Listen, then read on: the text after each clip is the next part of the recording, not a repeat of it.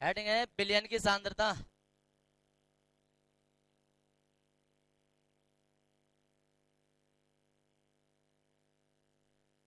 सांद्रता। फिर दोबारा किसी ने पढ़ भी रखा है तो वो भी दोबारा देख लो, जिसने नहीं पढ़ा वो भी देख लो और अच्छी तरीके से याद हो जाएगा। बिलियन की सांद्रता। सांद्रता का मतलब होता है गाढ़ापन। गाढ़ापन मतलब कोई बिलियन जितना ज्यादा गाढ़ा होगा उतना ही ज्यादा सांद्र होगा। अब देखो उसका पता हम क्या करेंगे। हमारे पास किसी बिलियन को बनाने के लिए दो चीजें होती हैं। एक तो होता है विलेय, एक होता है विलायक। जब उतारने के लिए बोला जाए तब उतारना, उससे पहले ना बात करनी है और ना ही उतारना है। ध्यान से देखते रहो पहले जरा। विलेय और विलायक जब आपस में मिलते हैं तो बिलियन बन जाता है। अब विलेय जो होगा वो हमेशा कम मात्रा में होगा, विलायक जो होगा वो हमेशा ज्यादा मात्रा में होगा। अब कम मात्रा में जैसे कि हमारे पास चीनी, ज्यादा मात्रा में जैसे कि हमारे पास जल। जब ये दोनों आपस में मिलते हैं तो बिलियन बन जाता है। अब डिपेंड ये करता है, देखो उधर, ये हमारे पास जल है, ये चीनी है। ऐसे ही यहाँ जो है वो चीनी भरी है और ऊपर से हमें जल डालना है। यानी कि एक बार तो हम विलायक में विलेय मिला रहे हैं और एक बार विलेय में विलायक मिला रहे हैं। तो अब हम देखेंगे बिलियन किससे ज्यादा सांद्र होगा, मतलब किससे ज्यादा गाढ़ा होगा। तो गाढ़ा जो होगा, अब तुम खुद भी सोचो क्योंकि प्रैक्टिकली चीज होती है ये भी, कि अगर हम जल के अंदर चीनी लगातार डालते रहें तो बिलियन गाढ़ा होता चला जाएगा, या चीनी के अंदर पानी हम डालते रहें तो बिलियन गाढ़ा होता चला जाएगा। फर्स्ट या सेकंड? फर्स्ट की आवाज आ रही है और वो सही है, क्योंकि कोई भी बिलियन जब कब कब तक पतला रहता है जब तक उसमें कुछ मिलाते नहीं है। हम उसमें कुछ मिलाते रहेंगे मिलाते रहेंगे मिलाते रहेंगे, एक स्थिति ऐसी आएगी बहुत ज्यादा सांद्र हो जाएगा। और इससे अभी इसी चैप्टर में तुम आगे पढ़ने वाले हो, जब वो उसमें इतना ज्यादा सांद्र हो जाए कि उसमें घुलना बंद हो जाए तो वो बिलियन कहलाता है। वो भी बाद में पढ़ेंगे हम।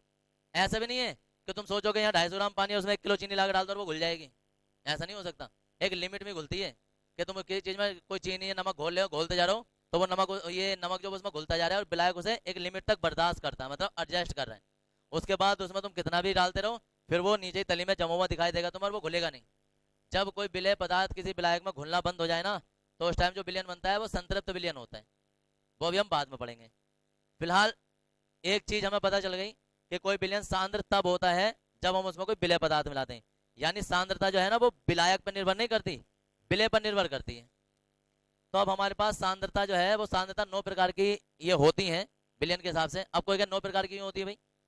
क्योंकि बिलियन तुम्हारे दिमाग में एक चीज हमेशा ये नहीं रहनी चाहिए, क्योंकि जिंदगी में तुमने हमेशा एक ही बिलियन देखा है कि जल में कोई भी चीज डाल दो तो बिलियन बन जाएगा।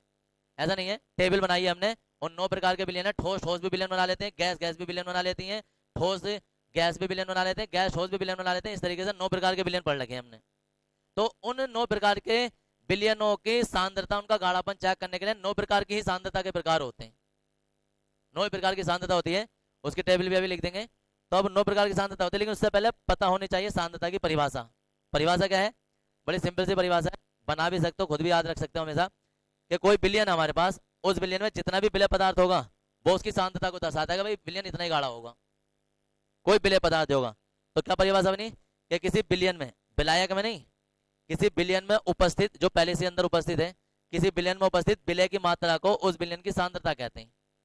मात्रा को उस बिलियन की सांद्रता कहते हैं। सांद्रता निम्नलिखित 9 प्रकार की होती है। तो देखो उधर परिभाषा भी मैं खुद ही लिख रहा हूं, और परिभाषा ये है कि किसी बिलियन में उपस्थित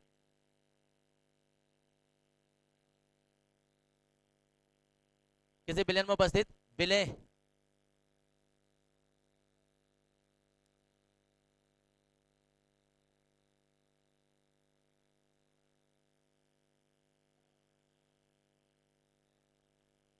किसी बिलियन में उपस्थित विलेय की मात्रा को, देखो विलेय की मात्रा को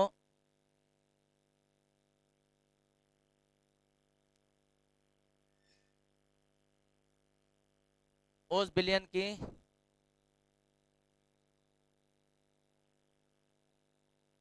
सांद्रता कहते हैं।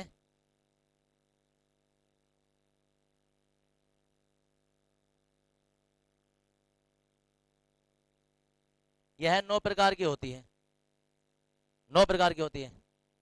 तो 9 प्रकार की सांद्रता, देखो इधर 9 प्रकार की सांद्रता में सबसे पहले है भार प्रतिशतता,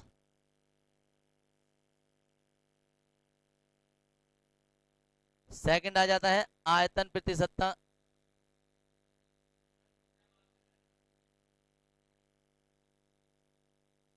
पहले देखते रहो कि क्या लिखा जा रहा है। लिखने में अगर किसी को लिखाई नहीं दे रहा हो, ये दिखाई नहीं दे रहा हो लिखा हुआ, तो मुझे बताना अभी जरा, क्योंकि अभी मैं लिख रहा हूँ। आयतन प्रतिशतता के बाद होता है शक्ति, फिर है पीपीएम में सांद्रता,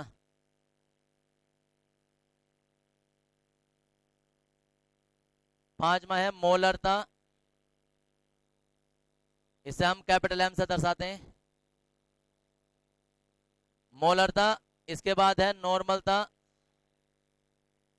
इसे कैपिटल एन से दर्शाते हैं,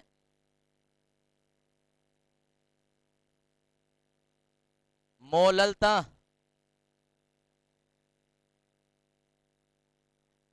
फिर है मोल प्रभाज,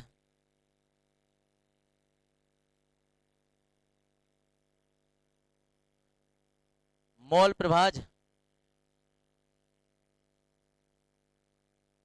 या दूसरा नाम होता है मोल अंश,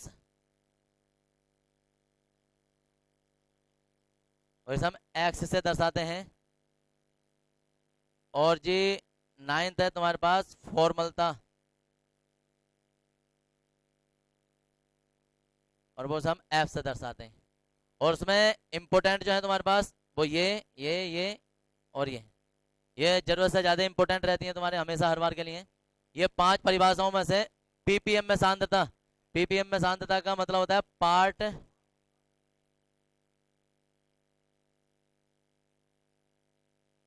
पार्ट पर मिलियन, यानी कि बिलियन जो उपस्थित होगा वो 1 मिलियन मिलीलीटर में होगा।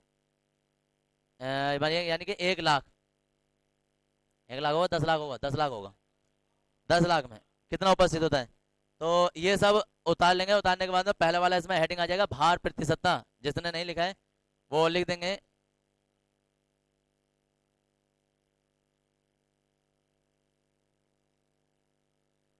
भार प्रतिशतता, बिलियन घर पे ही बना के देख सकते हो, सांद्रता काम बढ़ती कर सकते हो, जो भी चीज उसमें मिलाओगे। अगर मैं यहाँ चीनी ला के तुम्हें बिलियन बना के दिखाऊं तो लोग बिलियन बनाने से पहले चीनी खा जाएंगे, कुछ तो घर ही ले जाएंगे चाय बनाने के लिए, है ना, काम आ गई। वही चीज है।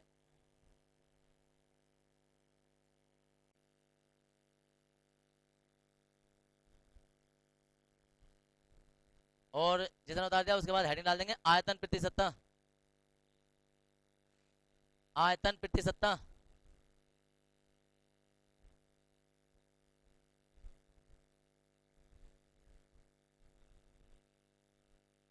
आयतन प्रतिशतता। अब इधर देख लो, इधर आयतन का मतलब क्या है, कोई द्रव वाली वस्तु होगी तो जहां तुमने ग्राम लिखा है उसकी जगह अब हमारे ml आ जाएंगे। तो क्या परिभाषा बन जाएगी कि 100 ml बिलियन में उपस्थित विलय की मात्रा, और विलय की मात्रा भी ml में ही होगी, विलय की मात्रा को उस विलयन की आयतन प्रतिशतता कहते हैं।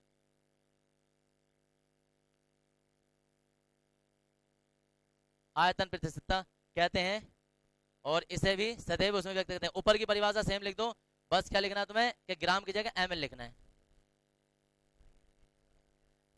W की जगह V, ये W है इसकी जगह स्मॉल b और यहाँ कैपिटल V,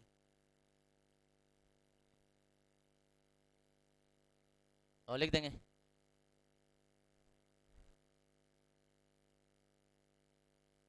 हो गया, ये बता देने। इसके बाद थर्ड हेडिंग डाल देंगे सांद्रता या शक्ति।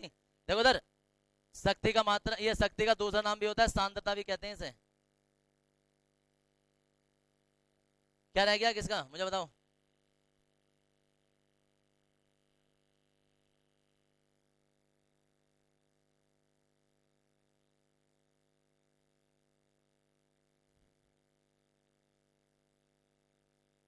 शक्ति, और देखो शक्ति में परिभाषा आ रही है तुम्हारी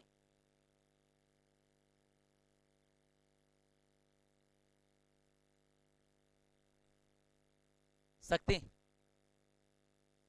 क्या परिभाषा बनती है, एक मिनट सुन लो।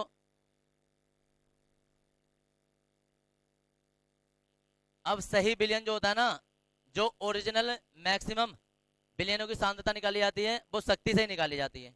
और किसी भी बिलियन की सांद्रता अब प्रतिशत नहीं है, अब 100 का कोई लिमिटेशन नहीं है। अब हम बिलियन नापते हैं 1 लीटर से। जो नॉर्मल हमारे पास पानी होगा, तो वो जो बिलियन बन गया होगा टोटल बिलियन, तो वो 1 लीटर बिलियन होगा। हम कहेंगे 1 लीटर बिलियन में जितना भी विलय पदार्थ होगा, और विलय की मात्रा ग्राम में होगी। और ग्राम में लिखना हिंदी मतलब परिभाषा में भी लिखना जरूरी है। क्या है परिभाषा? कि 1 लीटर बिलियन में उपस्थित विलय की मात्रा को उस बिलियन की सांद्रता कहते। कौन बताने वाला है परिभाषा? हाँ जी, पीछे बताइए।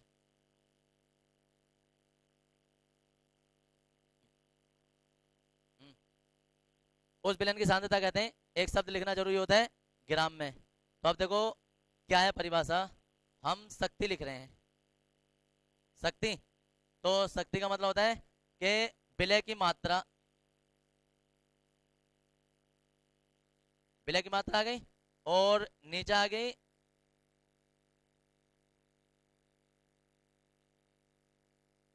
बिलियन का आयतन। और आयतन अगर जो तुमने लीटर में लिया है तो ठीक है, लेकिन अगर बिलियन का आयतन में मतलब विलय की मात्रा तो ग्राम में रहेगी हमेशा। ये ग्राम में लिखना जरूरी है। विलय की मात्रा किस चीज में? ग्राम में, बटे बिलियन का आयतन। अगर ये तुमने एमएल में ले लिया, लीटर की बजाय एमएल में मान दिया है कि भाई 500 एमएल बिलियन में उपस्थित या 200 एमएल बिलियन में उपस्थित, एमएल में मान दिया है, तो 1 लीटर में कितने एमएल होते हैं? 1000। तो 1000 से हम इसमें गुणा कर देंगे। और ये शक्ति का सही फॉर्मूला ये है, और गलत ये भी नहीं है। ये तब काम करेगा जब लीटर में मान दिया हो, ये तब काम करेगा जब एमएल में मान दिया हो। और एक बात सुन लो इधर, इससे अगर जो हमें नॉर्मली शक्ति को ना, शक्ति को हम सी से प्रदर्शित करते हैं, तो विलय की मात्रा हम डब्ल्यू से दर्शाते हैं, बिलियन का आयतन हम बी से दर्शाते हैं, और गुणा 1000 आ जाएगा अगर हमने इसे एमएल में लिया है तो। एक फॉर्मूला ये बन जाएगा। अब एक कभी कभी ना इसमें एक नंबर में इसका मात्रक आ जाता है। देखो किसी भी उसका फॉर्म, इनका मात्रक तो बनेगा नहीं क्योंकि ये भी एमएल एमएल है, ये भी एमएल है, या वो ग्राम में। इसका मात्रक बन जाएगा, हम कहेंगे शक्ति। क्या बनेगा भी मात्रा? ये मात्रक इसका। कोई भी दुनिया में मात्रक होते हैं, लगभग लगभग सारे ही मात्रक वो सूत्र से बनते हैं। सूत्र जिसे पता है वो मात्रक फटाक से बना लेगा। तो क्या मात्रक बनेगा? ऊपर मात्रक है ग्राम और नीचे मात्रक है लीटर। एमएल एमएल नहीं होते हैं, ओरिजिनल मात्रक लिया जाता है। तो इसका मात्रक ग्राम पर लीटर होता है। और बीमा क्या हो जाएगी? डॉक्टर ने इलाज कर देंगे चाहे बीमारी हो ना हो। केमिस्ट्री में बीमा नहीं होती है, कभी केमिस्ट्री में कहीं भी पूरी केमिस्ट्री में बीमा नहीं होती, बीमा फिजिक्स में होती है। तो इसमें केमिस्ट्री में दिशाओं की जरूरत नहीं पड़ती हमें, इसलिए केमिस्ट्री बीमा नहीं होती है। कभी ग्राम राम की भी लगा देते हैं एमएल पैमएल करके कुछ। ये यहाँ से ये परिभाषा सुनो सर, पहले परिभाषा लिखेंगे उसके बाद ये सूत्र लिखेंगे। तो लिखेंगे जरा इसमें परिभाषा।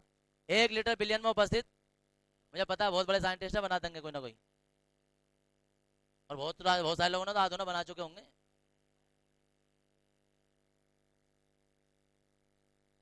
तो इसमें लिखेंगे 1 लीटर बिलियन में उपस्थित, 1 लीटर बिलियन में उपस्थित विलय की मात्रा को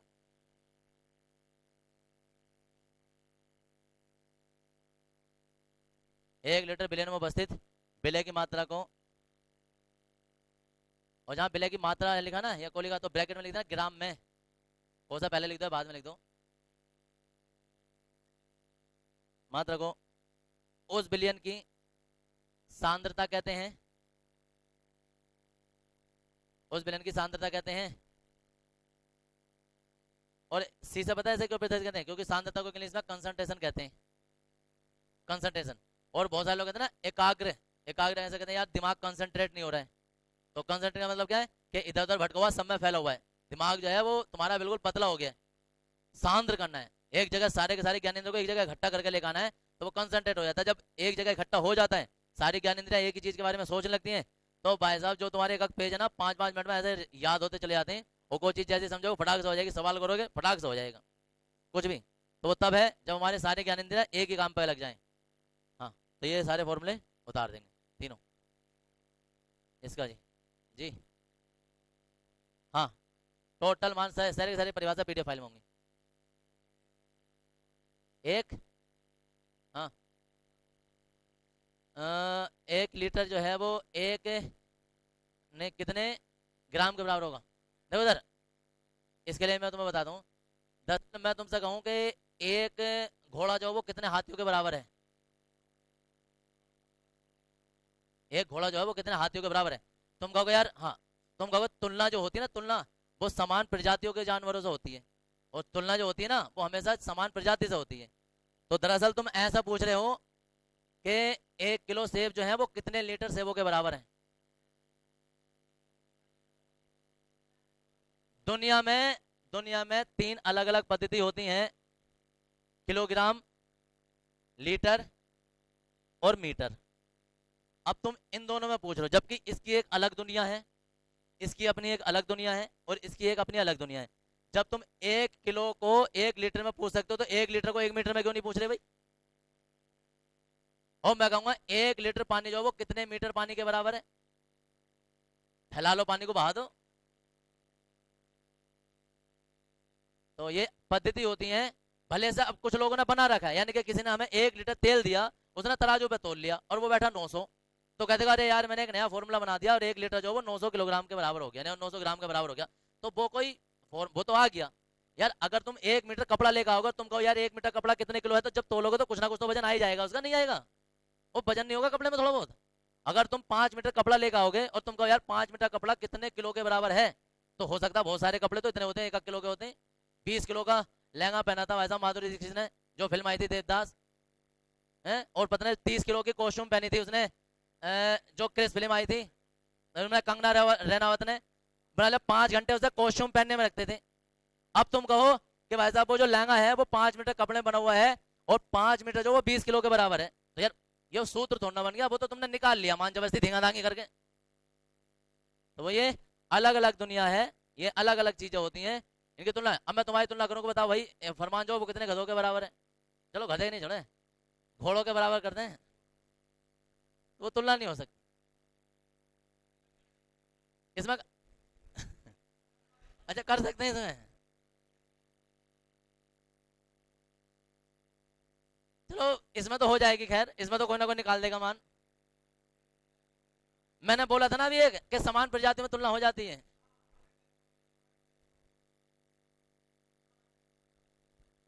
नहीं, उसमें थोड़ी तुम्हारी बेइज्जती नहीं है ना, उसमें गधे की बेइज्जती है। वो ऐसे ही है, वो गधे की बेइज्जती है कि तुलना यार किससे कर रहा हूँ मेरी। अब वो हर कोई तुलना अपने से उच्च वाले से करवाता है, अपने से उच्च वाले से। गधा कहेगा यार मेरी तुलना अपने से उच्च वाले से करो, हेडिंग आ जाएगा तुम्हारा।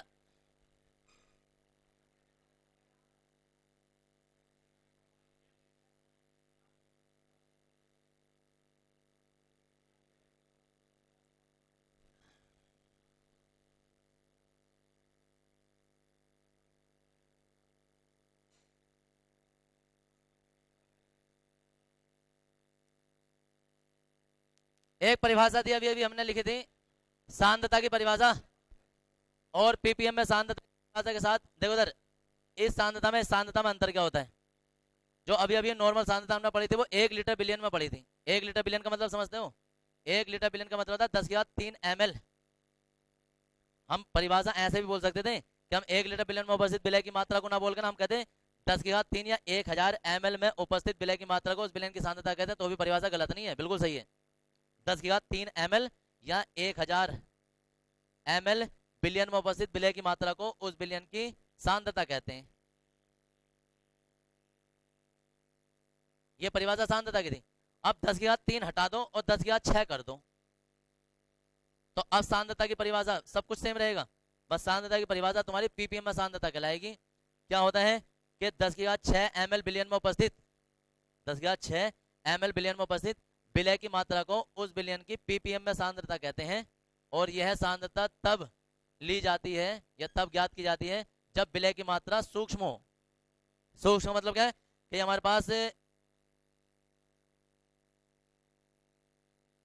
10 लाख है। अब 10 लाख में तुमने कुछ ग्राम चीज डाल दी, 10 लाख लीटर जो है वो पानी है, और पानी में तुमने 100 ग्राम चीनी डाल दी, तो ढूंढते फिरोगे कहाँ गई। तो अगर हमारे पास बहुत ज्यादा बिलियन है और उस बिलियन में सूक्ष्म मात्रा विलय की है, विलय की मात्रा बहुत कम रह गई है, तो उसकी सांद्रता पीपीएम में बताई जाती है। कैसे कि अगर कोई कहे कि 10 ppm NaCl समुद्री जल का क्या तात्पर्य है।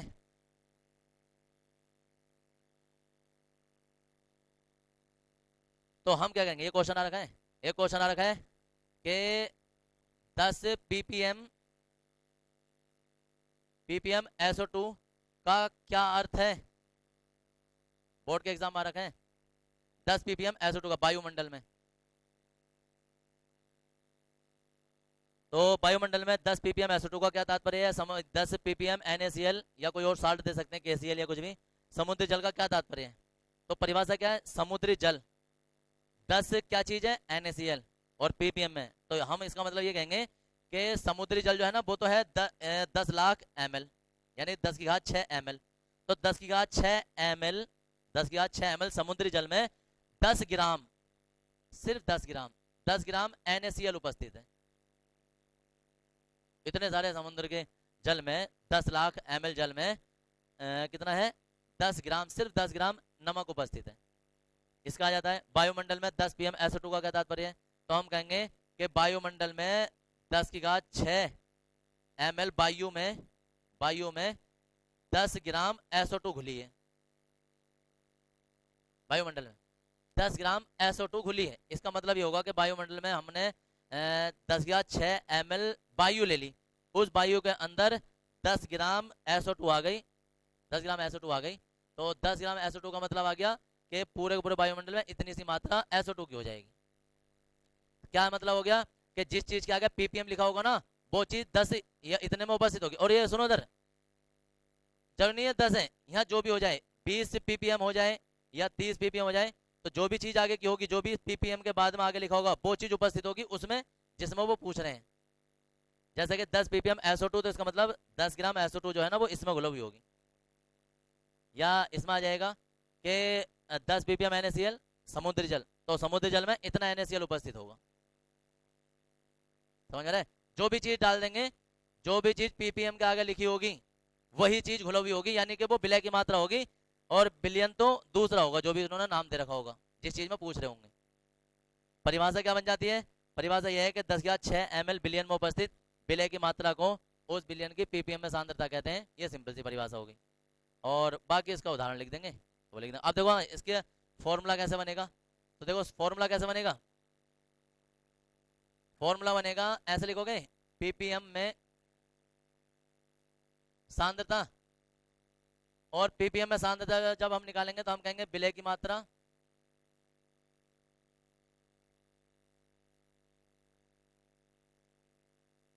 विलय की मात्रा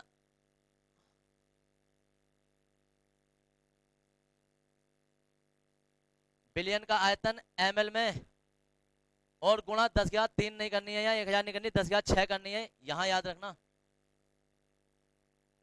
ये ppm में सांद्रता का फॉर्मूला हो जाएगा। तो फॉर्मूला बाद में लिखना, पहले परिभाषा लिखेंगे और इसमें लिखेंगे कि 10⁻6 ml बिलियन में उपस्थित, 10⁻6 ml बिलियन में उपस्थित।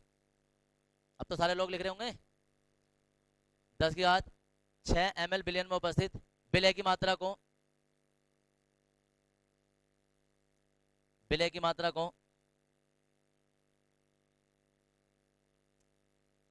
विलय की मात्रा को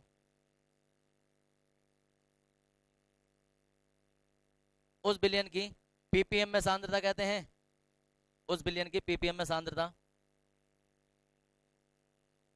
कहते हैं। और ये फॉर्मूला लिख देंगे।